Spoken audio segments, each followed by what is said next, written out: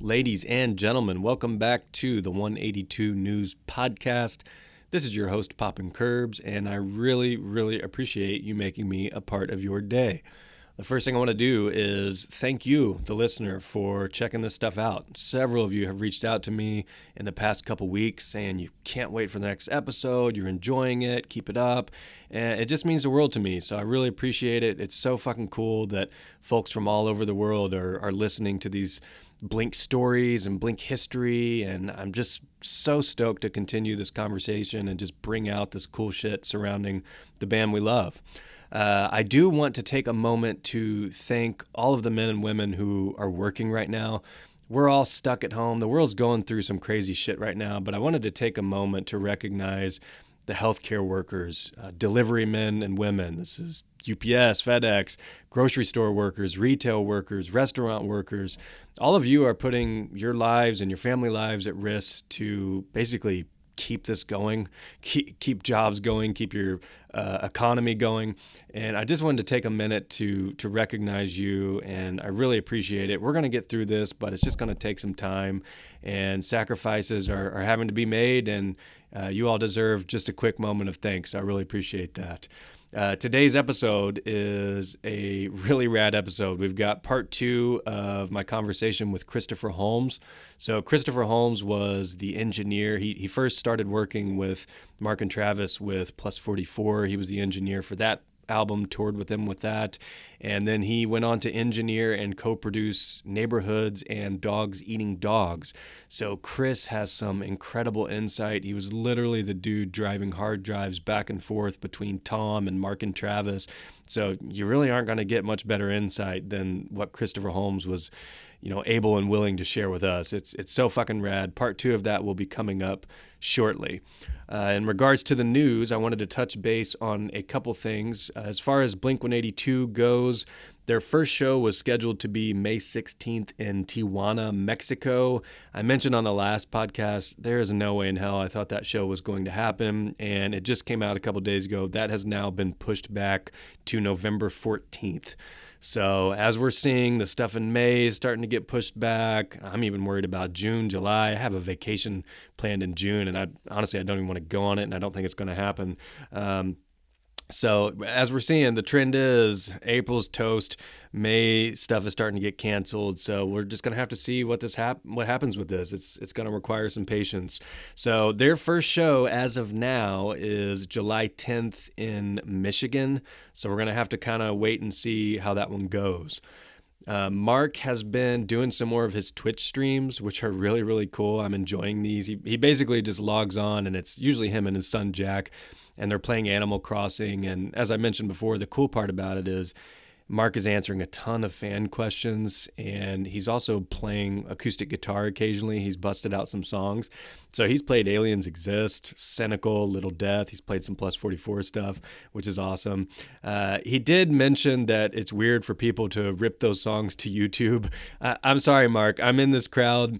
I've done this, and I know you don't think the quality is great, and you probably hate it, but these videos and just these quarantine sessions that you're doing have brought so many people so much joy. I mean, it's so fucking cool to see Plus 44 songs, just random deep cuts. It doesn't matter if you're fumbling through it or if the acoustics of your game room are awful. We love it. So don't be bummed about the quality of it, Mark. We're really enjoying these, and we can't wait for more. One of the funny things in one of his initial streams, he set up to where you could accept donations, which is awesome. So you could donate directly to the Children's Hospital of LA. That is a cause that is very dear to Mark and his wife Sky's heart. Awesome. I'm all about giving back, especially when it involves kind of doing cool shit, kind of, auctioning off memorabilia, stuff like that, like Mr. T-Shirt did with the Blink signed items. I just think that is so cool. So one of the first things that he did was set up a donation for Children's Hospital of LA. And so funny little story here. I was one of the first people to donate. And so I donated $10, and you can do it directly through his stream. And I had a comment. Whenever you donate, it kind of pops up on the screen. And so I donated $10, and I said, Mark, as a huge Blink collector, it would be an honor to have a lyric sheet from you. I'll donate more. I'll pay for shipping, whatever it takes. So right away, it pops up on the screen, and they're like, "Oh, Poppin' Curbs donated $10. Would really love a lyric sheet." And it blew my mind because Mark basically went and grabbed a piece of paper and just started writing it out. And I was like, holy fuck, this is amazing. And so the crazy thing is it took like 15 minutes to finally figure out how, I had to get him, for one, the lyric sheet or the lyrics that I wanted. I had to figure out how the hell to get him my address. And so I've actually put this up on the 182 News YouTube channel. It's a 15-minute ordeal. Jack kind of gets frustrated at one point. It's kind of funny. And so I want to play the clip. I've kind of edited basically every time he mentioned myself or that lyric sheet. It took about 15 minutes, but I've clipped this into a couple minutes. So I want to play this right now, and then I'm going to follow up with the story right after. So here is Mark, for one, writing me a lyric sheet, and for two, trying to figure out how the hell to get it to me. Oh, someone donated $10. Thank you. Would love a lyric sheet for my Blink collection. I'll donate more if needed and cover shipping. Thanks for doing this for a great cause. All right. A lyric sheet. Poppin' Curbs. Send my dad a tweet.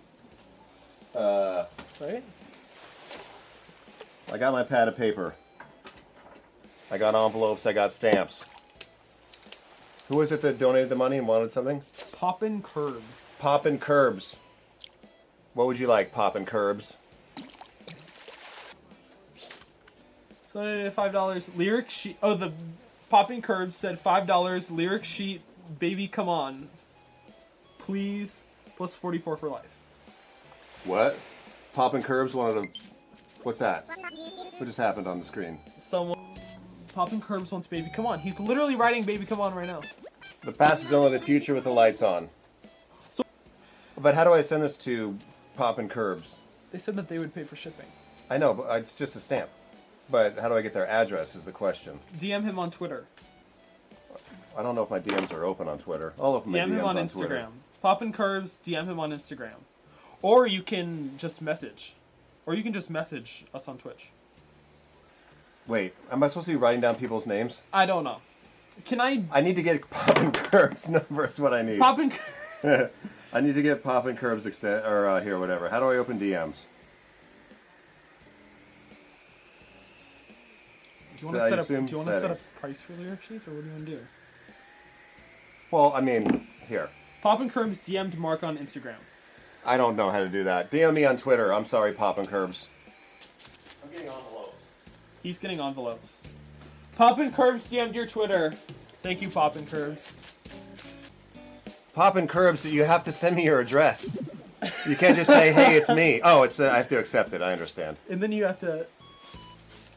Okay, I've accepted your request for a DM. So send me your address. Is it better to make a donation or subscribe for the same amount? I have no idea how it works. Okay, Ryan. Not going to say your last name, but it is in the mail.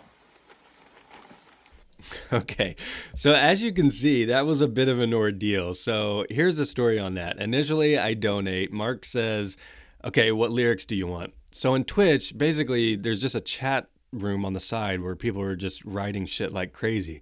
So instantly I'm like, okay, what lyric do I want? Well, I have so many fucking favorite Blink songs, plus 44 songs. And so I have to instantly try to think of that in about 30 seconds. And I went to Baby Come On. So I type Baby Come On in the chat room, love plus 44, love that song. And they don't see it. So, the chat's going crazy. They're not seeing it. And so Mark then puts down the pad of paper and I'm like, oh, fuck, I'm going to miss out on this. So I type it again, lyric sheet from Poppin' Curbs, Baby Come On. They still don't see it. So the way that I had to do this is 4 or 5 minutes go by. They're still not doing it. At this point, I think I'm just screwed and Mark gave up because he didn't see my reply and Jack didn't see my reply. And so I was like, okay, fuck. The only way I'm going to be able to get their attention is to donate again. So that's when I donated $5 again. So it pops up on the screen and it says Poppin' Curbs lyric sheet, baby, come on. And that's when Mark was like, what? So I don't know if they remembered that it was me just a few minutes later. So then people in the chat room kind of had my back and they were trying to say, Poppin' Curves was the first to donate. He wants baby, come on, baby, come on. And that's when Jack got kind of mad. He was like, he's doing it right now. So then Mark finally writes out the lyric sheet and he has to figure out how the hell to get it to me. So Jack tells me to DM his Instagram. I DM his Instagram. Mark doesn't know how to use his Instagram DMs apparently. Then he says, hit him up on Twitter. Mark doesn't have his DMs open, so he had to turn on his DMs. So then I DM him. Then he had to accept it, and that's where he made fun of me for saying, hey, it's popping from Twitch. But, I needed to at least tell him who I was and why. I'm assuming he has quite a few DMs just chilling or requests. And so, anyways, long story short, finally get it. And I'll be damned, 4 or 5 days ago in the mail, I get an envelope. And I could actually tell by the handwriting that it was from Mark because I study and collect Blink autographs for so long. So I open it up, and here's the crazy part. So 4 or 5 years ago, I met Mark. I did one of the meet and greet things.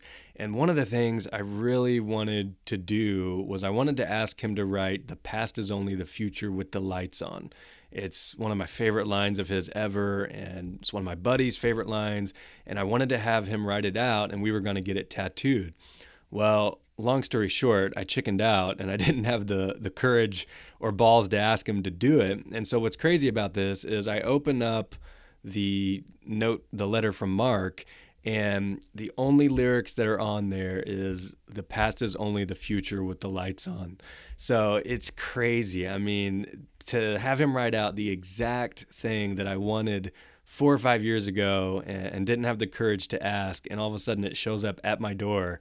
I mean, that is just the coolest fucking thing ever. So obviously an amazing piece, straight to the top of my favorite pieces in my collection. I mean, I don't think it gets any more rad than Mark mailing you your favorite lyric, as well as helping kids in the meantime. So part of why I feel bad about kind of that situation is right after me, a ton of people started asking, I need a lyric sheet, or here's a donation. I want this. And so initially it was okay. He was kind of keeping up with it. And then it really got out of control. People were donating $1 wanting full lyrics to Damn It and stuff like that. But to Mark's credit, for those who donated in that first stream, he did honor that request. So that was super cool of him. And very quickly in the next stream, they came out and said, we can't do the lyric sheets. It took way too much time. I think he said it took almost 3 or 4 hours to get through it, but it was a super fucking cool thing. And I told Mark, I don't know if he saw it or not, but it is a great way to raise money. So if for some reason you need help with that, Mark, or want to, offer something like that, I think you would need to raise the price just a little bit, but when it all goes towards a good cause, it's such a great way to raise money for that. So I don't feel too bad because in that particular stream, they raised almost $2,500, which Mark matched. So almost $5,000 went towards Children's Hospital of LA, which is, again, just so awesome, so kind of everybody to donate, and awesome of Mark to match that. So I don't feel too bad. That was easily their most highly successful stream and donations given during that. So that was really cool. Mark went on emo night on their Twitch stream. So a lot of folks are doing online concerts, online Twitch streams, stuff like that, which is great. We're all stuck at home. It's about the only way we can connect and tune in. So I think it was last Sunday, he was on the emo night Twitch stream, did a bit of a trivia with Blink. And then the cool part is he played online songs in its entirety on acoustic guitar. So if you've listened to the pod, Take Off Your Pants and Jacket is my favorite Blink album of all time. Online Songs is one of my favorite songs. It's a bit of a fan favorite. People always ask him to play it. He always says they never do, potentially never will. So to see him bust that out is just really, really fucking cool. Another thing in regards to kind of Blink-related news, there was a Netflix special called LA Originals. You should totally check it out. It's about a tattoo artist he goes by Mr. Cartoon, and a photographer, videographer, Estevan Oriol as well. And they're kind of a pair. They kind of worked with a ton of hip hop artists. They've done work with Blink, especially during kind of the Untitled days. And so I was watching this special, and Mark, Travis, and Blink are in it quite a bit. So if you're looking for something to watch on Netflix, totally check that out. It's LA Originals. Mr. Cartoon actually did Mark's only 2 tattoos he has, which is Sky and Jack on his wrist, which is really cool. And that dude's legendary. I mean, he tattooed Travis, Kobe, Eminem, Snoop. I mean, tons of cool people. So it's a really cool watch about how they kind of impacted the hip hop and music scene. So totally check that out. Last part on the news, Angels and Airwaves. So last week, Tom was still kind of teasing that they had something coming to spread hope. So as I mentioned in the last pod, I was curious as to what that is. I didn't think it was a new album, but I didn't know if it was a new song or what that was going to be. And so sure enough, a couple days ago, Angels and Airwaves released a new song called All That's Left Is Love. And so the first thing that surprised me is that the song was not Time Bomb. So Time Bomb was teased on December 31st in that Angels and Airwaves Peter McKinnon documentary trailer.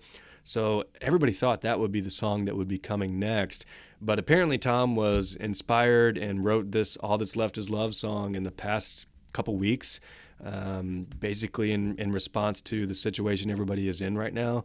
And so that was released on Thursday, which is awesome. I enjoy that song. I think it's very uplifting. It's exactly what I think Tom would want. I think he took it pretty seriously. The other part of that is To the Stars released a t-shirt for that single, and they are giving all proceeds to Feeding America, which is awesome. And also all of the proceeds from people buying this song or streaming this song are going to Feeding America, which is just so cool. So anytime, again, if you can do cool shit and somehow turn that into giving back or helping kids or helping anybody, to me, that is just as cool as it gets. It's so rewarding. I love being a part of that. So to see them do that was just really, really cool. By the way, I do want to mention, if you get that t-shirt, there's no discounts or anything applied to that. But if you get other stuff, use the discount code 182newspod for 10% off the rest of your order from To the Stars. I don't get a dime from this. It's just something cool I'm trying to do for Blink fans, Tom fans, whatever. Again, anything I can do rad for the Blink community, I'm going to try to figure out a way to do it. So that is all in regards to the news. So at this point, I'd like to jump into part 2 of my conversation with Christopher Holmes. This is the final part. I really hope you enjoy it. Again, very appreciative of Chris taking time out of his day to kind of provide some amazing insight, some rad stories. So I really hope you enjoy it. Here is part 2 of my interview with Christopher Holmes, the engineer and co-producer for Blink-182 Neighborhoods and Dogs Eating Dogs. Enjoy.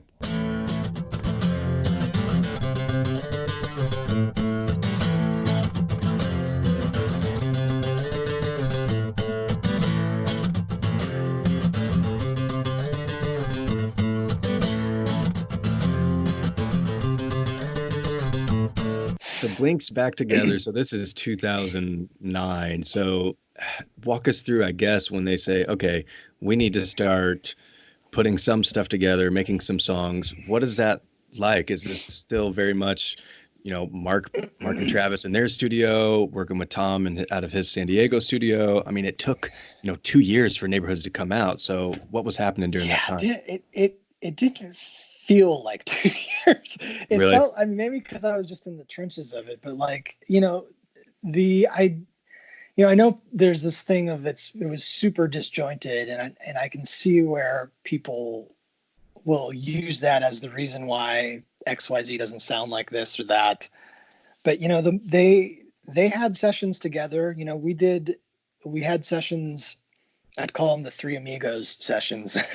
And it was like they'd all get in one room and start playing, and songs came out of those sessions. Like I think Natives, After Midnight, Wishing Well, I think all 3 of those came from them being in one room. So, if there was like a demo phase, those moments where they're all together, that was them banging on songs. The vibe, it was probably trickier for them than me. I only knew like, hey, these guys broke up, and here we are together, and let's try and figure this out and see if we can, all get going on the same, road and make something, Yeah. So the coordination was basically, I was up in LA with Mark and Travis, and Critter was in San Diego basically with Tom, and we'd start ideas. Critter and I'd meet up and trade hard drives, and it'd be like, okay, well, here's a Tom idea. Add the drums and bass, or try this, or change this. And for them, it'd be, here's a Travis idea or a Mark idea, change this, change that. And we'd go through a few rounds of that, and then we'd all come back together and say, okay, this is okay, this is not okay. And I think for them, the trickiest part was, we don't want to make an Angels record that sounds, we don't want to make a Blink record that sounds like an Angels record, and we don't want to make a Blink record that sounds like a Plus 44 record. So Right. that kind of wading through, who's getting the more say in a certain song, or like, does the intro need to sound like that delay guitar thing, or can we make it like a straight guitar? And those kinds of battles, that was the trickiest part of that record to me. It was just, you want to make the songs the best they can be, but you're also navigating this kind of gray area of, you don't want to step on anybody's toes. You don't want to tell them that parts sucks and it's not helping. You kind of want to make sure everybody's kind of like having their place to do their thing. Yeah. And so it's a little bit of it's a tricky spot to be as far as making an album, Yeah, and you're in a producer role at this point, right? Yeah, so I'm co-producing, but also aware that these guys need to, any band that's super successful, there's always friction, and there's always somebody's not agreeing, or there's something that's not quite right, but that thing, you'll find, is what makes the band great, because they're all working towards a common goal. Yeah. And this situation, there was more friction, I think, just not wanting to misstep on anybody and crush the whole thing of like the whole idea of doing a record. Like, if we said this part sucks, is it just over? So there's that kind of level of, we need to be careful about how we say stuff. And, if a part's not great, let's not just mute it. Let's like, hey, maybe can we try this? And that sort of thing going on. So for me, I wanted them to be able to work through that, so my kind of equity as far as being a producer at that point was largely like, let them get into it. And as we go and as the songs develop, if there's something I feel like, we can finely tune, or I can change, let me use my points there rather than, like stop down any initial idea that started in good faith. Yeah, and it's hard because it's like, how do you tell Tom to not play like Angels and Airwaves when he's been playing like that for the past 8 years? And then, Travis, the drums, he's always going to kill the drums no matter what. And then there's elements of Plus 44, like, When Your Heart Stops Beating, or Lycanthrope. Like, I could probably envision those being Blink songs if they really need to be. I mean, yeah. Whereas Angels, there's not too many that I could say that's a Blink song. Yeah. Well, and it's tricky. It's tricky too, because, if you want the artist to be inspired, and if what's inspiring them is not just playing downstroke power chords, that's the thing that got you to the ball, but you don't want to do it. So, okay, how do we figure it out? Yeah. And something like Natives, where that's a thing. Like, that's cool, man.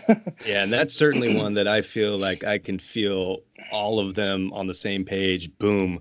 Whereas there's some on there, and I love that album. I mean, my favorite band was Back, and to me, it actually it was perfect because it was where they all were, at that point in time. And I think it did blend parts of Angels, and there was some delays, and then some Plus 44 elements. Like my brain, my fan fiction, I always like to think that if there was a second Plus 44 album, Hearts All Gone could have been a killer Yeah. track for that. And even the album name could have been called Hearts All Gone.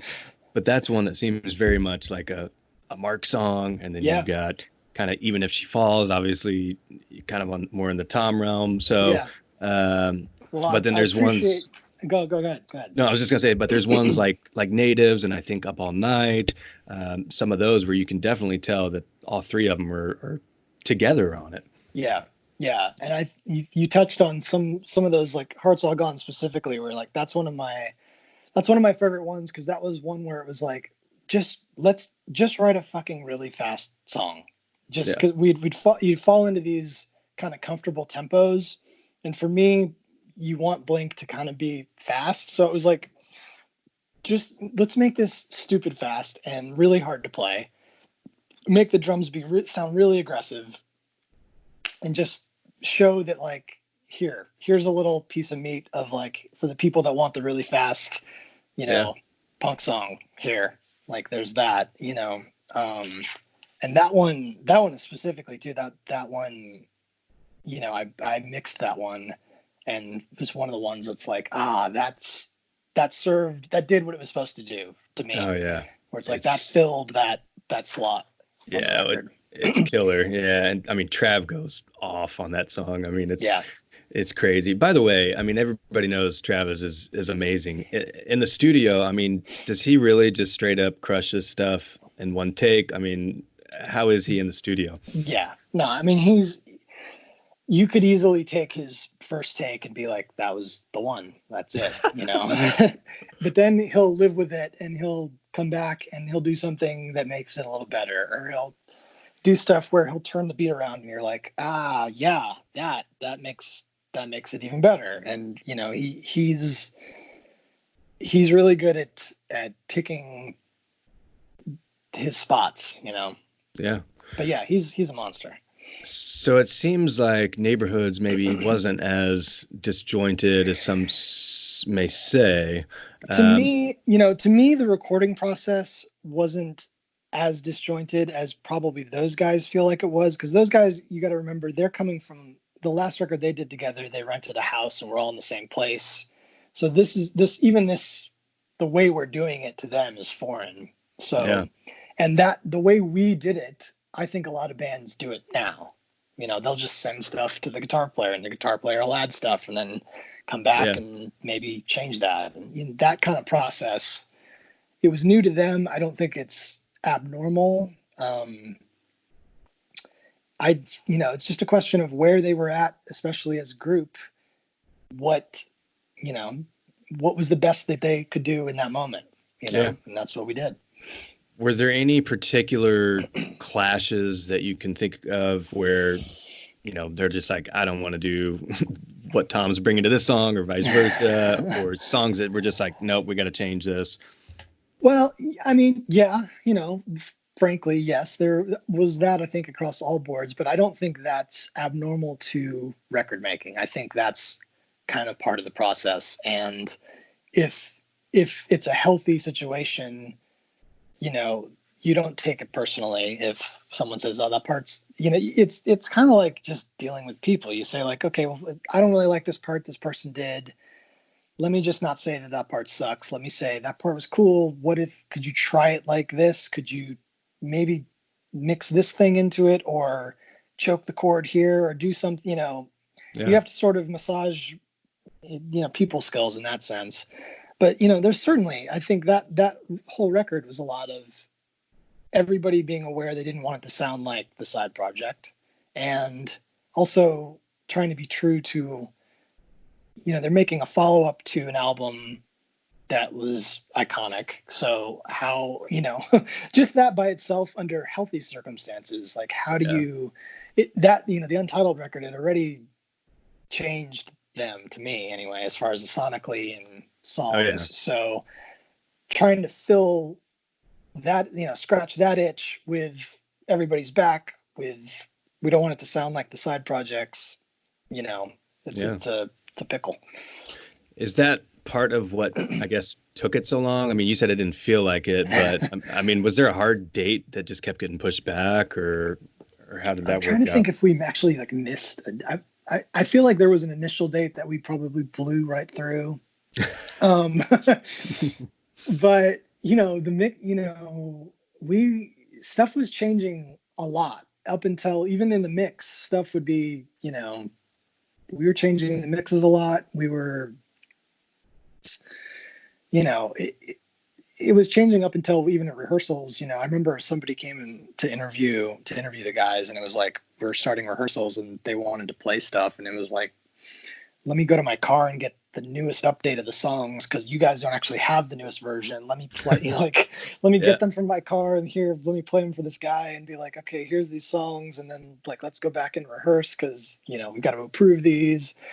So I think for them, it probably reached a point of like, we've got to get this out because we've got a tour and this is going to be, this is the group of songs and we'll have an extended version of the album and that'll be that, and I think that's kind of ultimately what happened.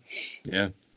I wanted to ask about the bridges, and this ends up kind of going into Dogs Eating Dogs as well. But some folks were wondering if there was a particular reason why they kind of stuck with the instrumental bridges. I know Mark has said even before California that he just hated writing vocal bridges. Was that part of it, or it just seemed like they kind of went that route for Yeah, pretty much all the songs? I think they're just lazy assholes. um, no, I think, a lot of it's just the nature of their songs where it's like, you don't want to have wall to wall lyrics the whole way. Yeah. But, that being said, there's, what is it? There's a plus 44 Lillian, one of my favorite songs. It's got Hmm. vocals in the bridge where I'm like, yes, that's that thing, so it does happen. It's just, Yeah. they seem to, yeah, they'll kind of do a lighter version of the chorus with some keyboard sounds and then just kind of get back to the chorus. Just kick it back into gear. Yeah. Nice. So Neighborhoods drops September 2011. I caught them on the Neighborhoods tour, which was cool. Excellent. And Yep. then, so the next year starts going by. I believe at that point, Mark had moved to England or was staying in England. The story goes that Tom suddenly wanted to have an EP out by Christmas, and this was in like November. Walk Yep. us through how DED got put or thrown together. Were those songs ready for the next Blink album, or did this all just get thrown together in a couple weeks, or how'd that work? It I don't know if it was as short as a couple weeks, but it was certainly a moment of like, we want to do an EP. Maybe it's the first of a couple EPs. We want this out by Christmas. How do we do this? And at this point, I'm in LA, Mark is in England, Travis is in LA, Tom is still in San Diego. However, his engineer had passed away. So I'm trying to figure out how does this work? So Yeah. I ended up driving back and forth LA to San Diego, and I'd record Tom, sometimes sleep overnight, drive back to LA, record Travis. Mark flew in to do his stuff, record him, drive back to San Diego. So I was on the 405 like a monster back and forth for that record. But the initial thing was it was going to be an EP, and those songs were made for the EP. It wasn't meant to be like these were just laying around. And at this point, to me, I felt like I had some equity as far as being able to suggest, maybe a little bit more off the edge of like, maybe Mark should sing on the chorus under you, Tom, or Tom maybe lay out and let Mark do this, or Travis change that beat, or let's have the drums. To me, if I'm thinking of like where was Blink gonna go next, it was like sonically, could we do something like Boxcar Racer with that edge of like the roominess sound of the drums and the edge of the guitars, but have the electronic kind of elements in there, but also have tempo where the songs are all kind of living at a quicker tempo. Yeah. So to me, it was like, that seems like that would be cool. And this Dogs Eating Dogs felt like a step towards that. Yeah. So, the drums, there was an effort to like make sure the drums have space, make sure, if Neighborhood suffered from like a production standpoint, it was really, there's so much stuff going on that there's not a lot of space. And for me with Dogs Eating Dogs, it was like, let's make sure there's space for everything and make sure, if there's two good parts, great. If there's three good parts, we should mute one, or like, let's give it some air. Mhm. And I think it was more successful, I'd say, than, not. Yeah. But yeah, it was a race. It was a race to finish. It was a race to start. It was a race to finish. It's a lot of miles on my car, I and bet. barely made it in time. And yeah, I drove it down to mastering, and then off it went. It was a very quick turnaround, and we all kind of produced it ourselves, and I think it's pretty cool. It's one of my more favorite kind of chunks of songs. I mean, I really love that EP. They still haven't released it physically. I'm still waiting for a vinyl stupid. or of some sort of that for that. Yeah. So I I'm remember gonna it got released with like a Christmas poster, kind of a Right. Christmas bundle at the time, which was cool. I I'll tell know. Mark. I'll go tell Mark to release it on vinyl. It's ridiculous. I thought he tweeted like a month ago that he was working on it. Somebody asked about it. It's like, come on. All right, Um, good.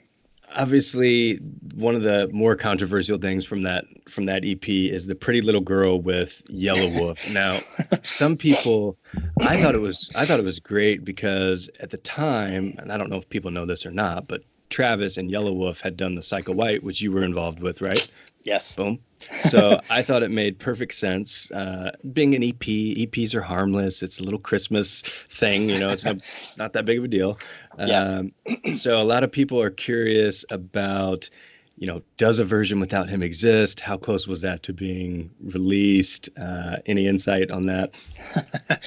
Does a version of it exist without him? I think a version does exist without him. I will say the most controversial of opinions, which is I think that song should have ended at the second chorus. Fuck the bridge. Fuck the out chorus. Have it end. The end where he says, "We'll be here to do it again," and then the drums are like pop pop pop pop. Done. It's like 2.5 minutes. So what? Nobody cares. Yeah. It's a 2.5 minute song. Nobody cares. I'd say, especially now that I've listened to it a few times now, I'm like, why didn't we just, we could have just stopped it there. I think it was more like this EP is already going to be really short and like it needs to at least be 3.5 minutes, I guess. So like, how do we make that fill that spot? But to me now it's like, just cut it off right there. It's fine. Yeah, people have made versions of it like on YouTube, I think, without Yellow Wolf. They go out of their way to. I mean, if we're living in this world, to me it was like he wanted his friend to be on there and he did 16 bars or whatever, and cool. It's not. It wasn't a big to do to me. Now with time passed, I'm like, I think we just cut it off right there at the second chorus. You get the point by the second chorus. Yeah. Were there any songs that didn't make that, or were those the ones and that you had to roll with? Those were basically it. I'm trying to. I think I ran through some hard drives here. I don't think I saw anything. Hold on. No, there was a couple of riffs that Tom had. There was a track called, I think it was called "Man Working," that Tom had started, but it didn't actually turn into anything. But again, it was one of those things where like the decision to go for it and the decision for the release date were so short that it was like blast. There wasn't a lot of time for extra sessions or idea, like let's do 10 more ideas. It was like, this is what it's going to be. Yeah. Were those sessions kind of similar in vibe to the Neighborhoods things? One of the things that Tom had came out at one point, and he said that he looked Travis and Mark in the eye and asked if they gave their best for that EP, and neither one of them answered. So Is there any truth to He's that? so dramatic. Oh man, I don't know if they had that conversation. Tom is amazing at writing lyrics and writing parts. I will say, he's got a way that he's super talented at that. And he will, when I worked with him, he would write a ton. So I think the product of working apart, you don't always see everybody slaving over everything. And I know from his standpoint, with the volume of what he writes, I don't know that anybody else was matching the amount of stuff he was writing. But, I think everybody was on full, at their best to finish that and get it out. I wouldn't say anybody didn't do their part or anything like that. Yeah. So after that, okay, so that came out in December 2012. So fast forward, so Blink doesn't do any new songs in 2013. I went to LA and saw the Untitled anniversary shows. That would have been, I think, November 2013. Yeah. At the time, which, fun fact, that's the only 2 days I've ever been on the West Coast. What? Yeah, flew over there for 2 Blink shows and bounced back. Yeah. Oh my gosh. Yeah. I know I need to get back out there, but Yeah. I remember at one of the sound checks, and Mark, it actually seemed kind of odd. Mark didn't seem like he was in the best of moods. And one of the weird things is people were requesting songs, and Mark was basically saying like, no, we actually need to practice. I was kind of getting the vibe that they hadn't been together or communicated recently. But one of the things that Tom said at the time was, we are going to make an album this next year. So this would have been 2014. And he even mentioned that he was going to let people vote on the album cover or create the album cover.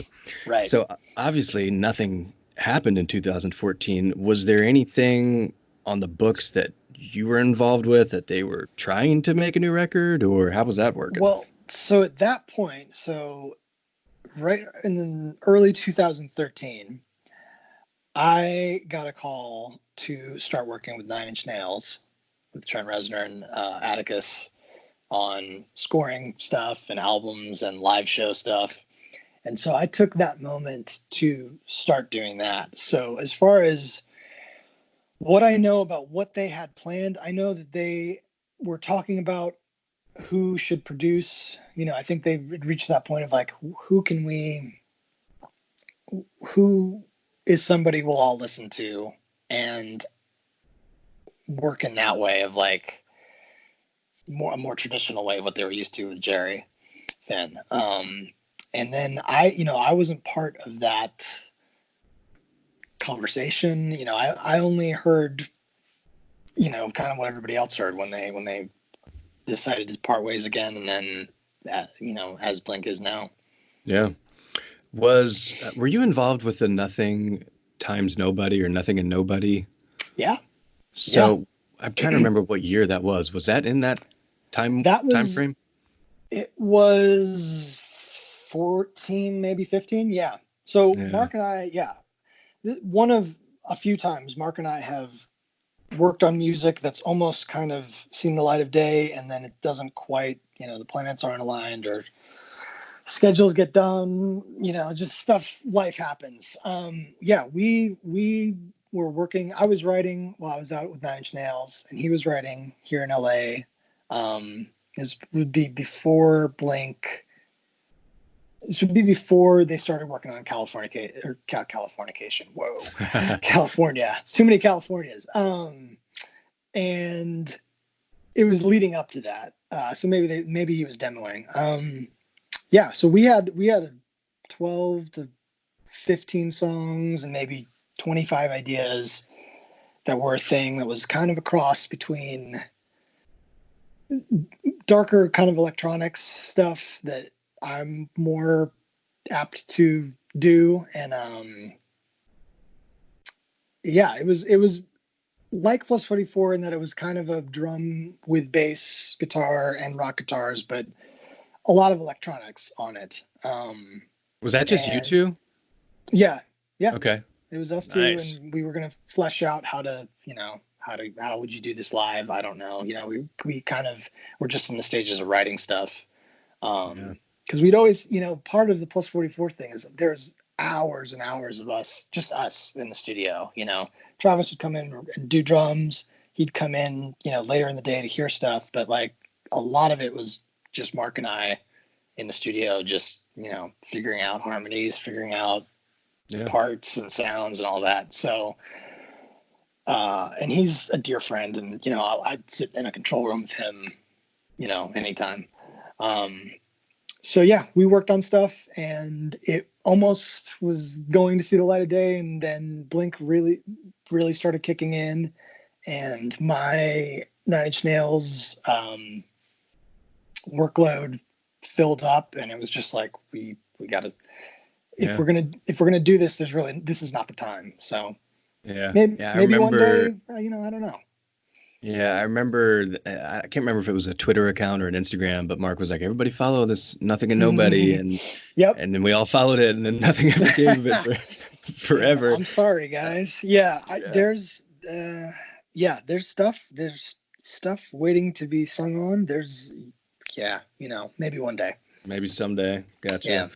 So I guess looking back, how do you feel about, Dogs Eating Dogs being the last release with Tom? I mean, obviously no one knew that at the time, but is that weird? And then you kind of touched on, what direction did you see them going next? Right. Yeah, I mean, at the time, you're like, okay, this is going to be the first of a few EPs, and the main thing in my head for that record was just the deadline of like, we've got to get this done, and I'm driving back and forth to try and get this thing across the finish line. Yeah. So my hopes, what I would have loved, kind of what I said before, which was like, in an alternate universe, if there was sonically a boxcar racer kind of edge with the electronic elements of Plus 44, but all the songs were living in kind of a faster tempo. I think the stuff that I always gravitate to with Blink and with those guys is like the energy of the tempo. I'm really drawn to the slow stuff. They're great slow songs, but I like the kind of the motor when it's really humming. But that kind of energy of like, is it too fast? Like, is he going to make it or not make it? Can he actually play this? I don't know. But we're going to just drive this bus right into the wall and see what happens, kind of thing. Yeah. But yeah, I think people would be interested in that kind of vibe of a record, Yeah. So it seems like you kind of got busy doing your thing with Nine Inch Nails. All of a sudden, Blink, Skiba comes on. They kind of kick into another gear, wanting to get this new album out. Were you involved in any of those first sessions with Skiba or no? No. Okay. I'd heard, just from talking to Mark, they were working on it, and they were in the studio a whole bunch, and they grinded really hard. It was a lot of hours, everybody all in the same room. Because I think they knew the stakes were like, they've got to make, this has got to work. Yeah. I try and tell people, I mean, obviously you've got the Tom lovers who just for some reason shit on Skiba because of that. But I'm like, you don't understand. That takes so much balls. And then to get into the studio and say, look, this has to be solid, because if this royally sucks, I mean, people are going to go crazy. And so, I mean, honestly, I don't think it could have went any better. I mean, I really don't. Me too. I thought that was perfect for them. That was the record they had to make. Yeah, it was perfect. I mean, Blink was back. Those shows, it was such a great time. I mean, I've said it several times on the podcast. Cannot thank them enough for the great times I've had it's been 5 years since Skiba joined. Crazy, right? Wow. Yeah, literally end of March was the 5th anniversary of it. So it's pretty wild. So yeah, crazy. I wanted to get your thoughts. So have you listened to new Blink? Do you still keep in touch with Mark? What do you think about new Blink? Yeah. I listened to the new Blink stuff. I keep in touch with Mark, often. I texted him just the other day. I like what they've done. It's a different kind of era of it. You know, you can't couch it in like, is it the same as Take Off Your Pants or Anima? Like it's a different thing. And I think if you're a fan of the artist, you know, any artist that I really enjoy, you go on the ride, you know, and some of the stuff you like and some of the stuff you don't like as much, but you're going on this journey, and you doesn't mean you're obligated to like it more than something else or not. But I think it's cool that they're still making records and they're planning on touring, and they, you know, are sharing what they love to do with everybody. You know, that sounds kind of corny, but you know, they could very easily not be making records, you know. It could be that scenario. So I'm happy that they exist and that they're doing their thing. Is there anything, do you like the production that they've had? It's almost super different on 9 compared to California and Deluxe, or is there anything that when you listen to it you're like, I would have done that differently? Oh man, you get me in trouble. I think I'd say all records right now. If there was a way to turn down the effects part of the chain of records to where it was like maybe 20% drier and not so much stuff floating around. Yeah. And that probably goes to like me wanting space on albums, like what I was saying with Dogs Eating Dogs, where it's like, let's make sure there's air kind of breathing. Mm-hmm.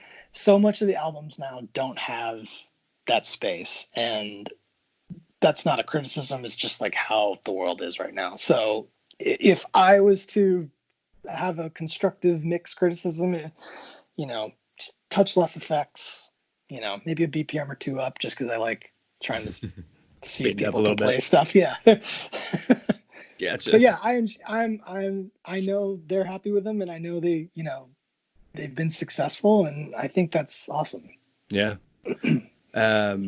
Do you think that you guys will ever work together again, or is it something to where you're just too busy and it's just kind of is what it is right now? Like Blink as a whole, or Mark or Travis, or what do you? Any of them. I don't know. I mean, I think so. I think it'll at some point something will come up where we'll, you know, end up in the same room. I don't know if it's a Blink thing or if it's a Mark thing. But it comes in cycles, and you know, we'll see. I don't take any of it for granted, any of the past of it for granted. You know, I've spent a lot of time with, you know, those dudes and gone through, you know, a lot of stuff, you know, going back, you know, through bands breaking up to accidents where we all lost people, you know. So it's been a lot of, you know, life. Yeah. I mean, that's crazy. Okay. Couple quick questions that people had, and then I want to hear kind of what you're up to currently, and then I'll let you run. I know we've gone a little bit. Appreciate your time. It's all good. One person really wants to know, do you know anything about the Blinkumentary? Oh my God, the Blinkumentary. Yeah, I'm gonna post it online tonight. It's fine. Tonight. Just settle it. Let's be done with it. Yeah, I mean, well, no, I mean, joking aside, yeah, I do know about it. So yeah, Haven spent a bunch of time recording on the reunion tour and was working diligently to have an edit of that. And you know, at the end of the day, the 3 people that are the stars of the show need to sign off on it. Yeah. And it just was at a moment where that wasn't going to happen. You know, he was out a bunch. He's a sweetheart. I love him. I've seen some of it, you know, will it come out? I couldn't tell you, but what I can tell you is it exists in some form, and the people, you know, so often bands say like, oh, we're doing this thing, and then that thing doesn't happen, and you're like, well, shit, we shouldn't have said anything. And this is kind of one of those things where it's like said they were doing a thing, and they were doing the thing until the thing they were doing they stopped doing. Gotcha. I don't think it'll ever see the light of day. I mean, everybody pretty much says what you just said is it exists in some form, and the band hasn't signed off on it, so it's not going to come out. Yeah, I mean, yeah. Along the same lines of, I guess, the reunion tour, somebody had said that they had recorded every single show as far as the audio files go. Is that accurate? And do you have those? Yeah, here you go. I'm sure there's a master safe that's got all of them. I've definitely got some of them because some of them we were going to use as parts of the Blinkumentary stuff. So there were live show recordings that we were mixing and editing for that. So it's one of those things where, like, in my position, I'm sort of the keeper of recordings, whether it's plus 44 or multi-tracks or Yeah. Blink stuff. Like, I've end up with these hard drives of stuff, and amongst that stuff is gobs of live recordings. So Yeah. I can't share those Cool. with you, though. You're going to take him to the grave. Yep.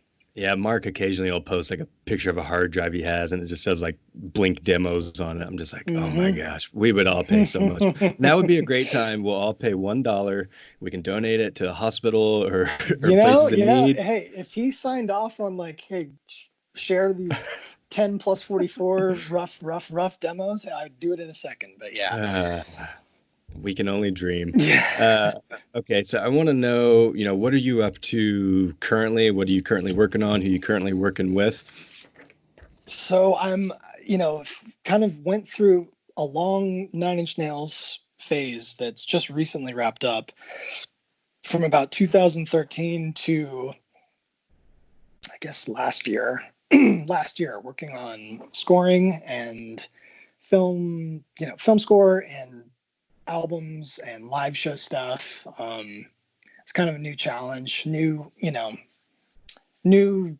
set of people to kind of deal with and see how that all works. And it's an interesting camp, and it's a challenging camp to be in.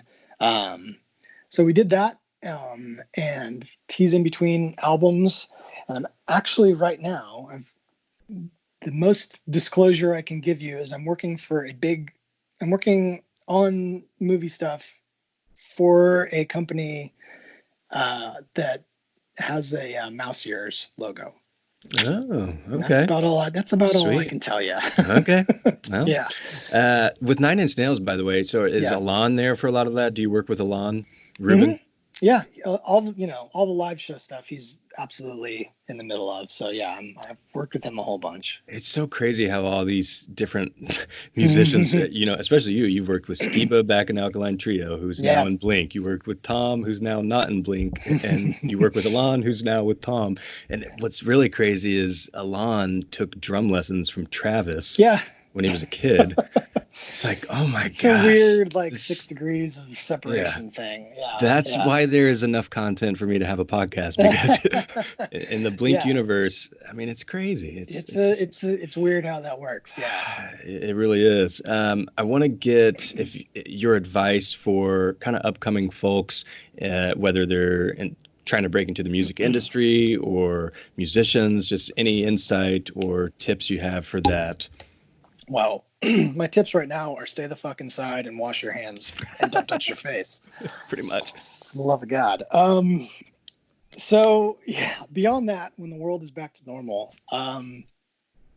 right now especially, I think you've got to be able to do kind of everything. And everything is understand recording, understand song structure, understand the people that are the musicians that you're dealing with, live sound. I think the more, it's kind of a cliched answer of be able to do everything, but at least open yourself up to being able to do everything and make yourself available to the people that are making music in your area, to the venues that are going to need you, to, the venues that are going to need to come back after all this craziness. And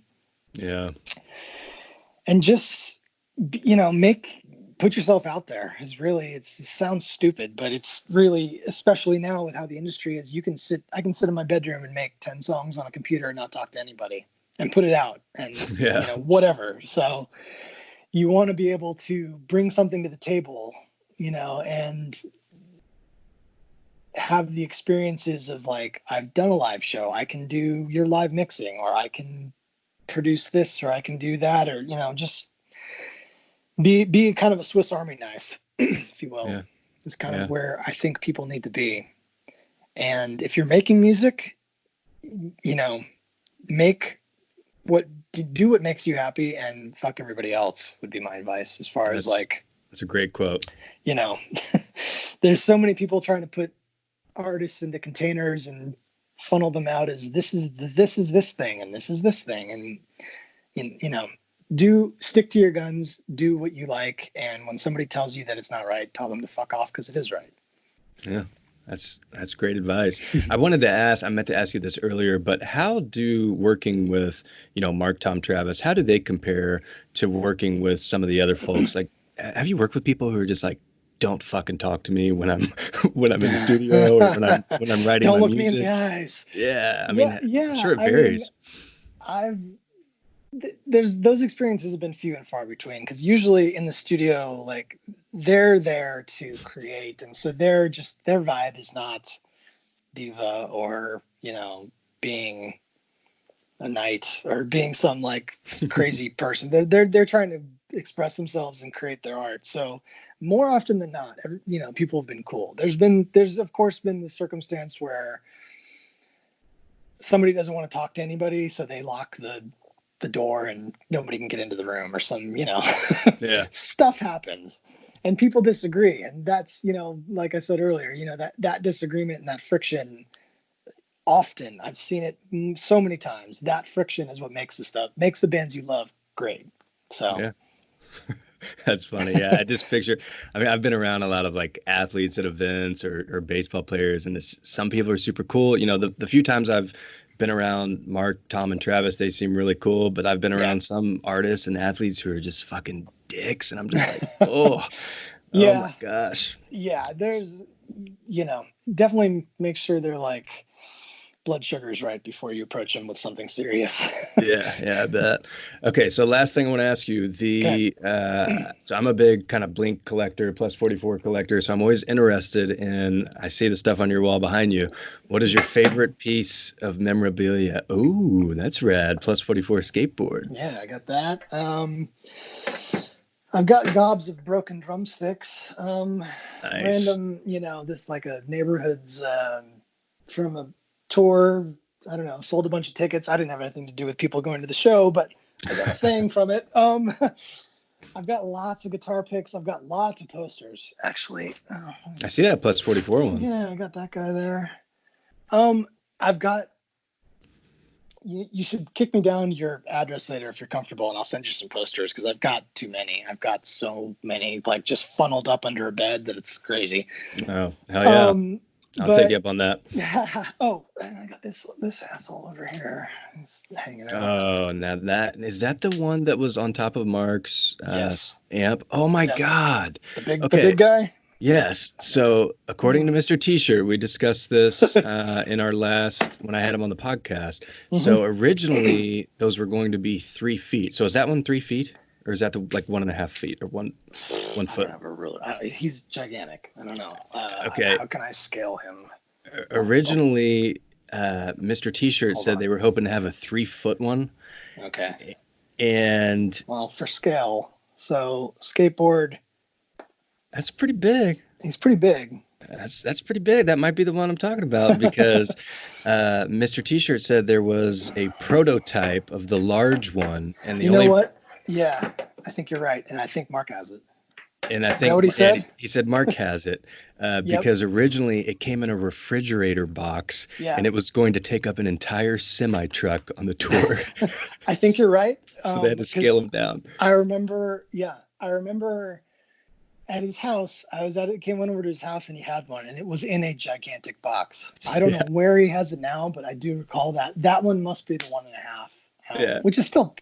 Hell yeah. It's pretty big. It's badass. Yeah. Cool, man. Well, again, I can't thank you enough for taking the time to hop on here. Very thankful of your time, and hope everybody enjoys the podcast.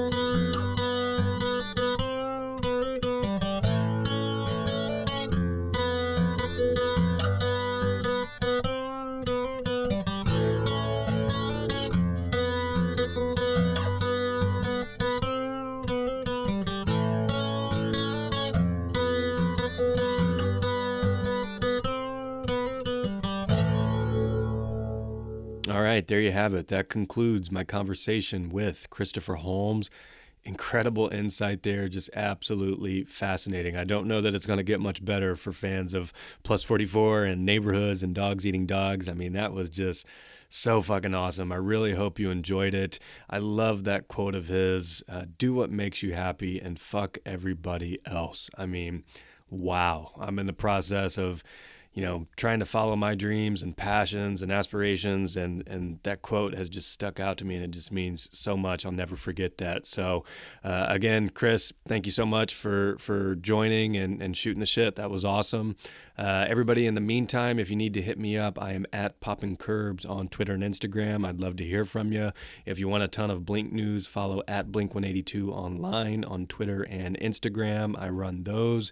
In the meantime, until we speak again, everybody stay safe out there, wash your hands, and I will talk to you soon. Peace.